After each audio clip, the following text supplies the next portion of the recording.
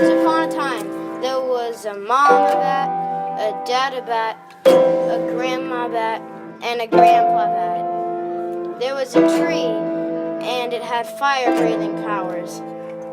The bats were bionic, and they can teleport to each page. The bats were on a tree, and the tree was getting mad with the bats on it.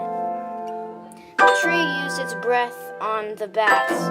The bats got hot and caught on fire and started bleeding. A bird comes. The bird tries to vanquish the bats once and for all. The bats used their teleportation power and went to an animal hospital. After a while, the bats healed and came for revenge on the bird and the tree. First, they went for the bird.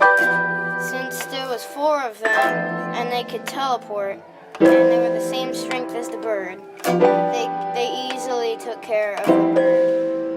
Then, they went to the tree, but they were just bats and they're not very strong compared to the tree.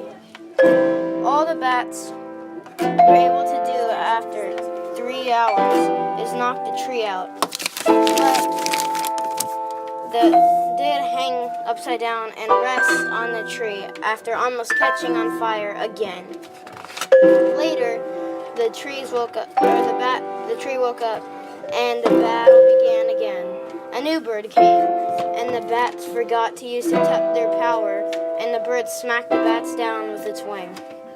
Since the tree was strong, it smashed the bats and it broke their power. Then, the tree breathed on the bats and they died.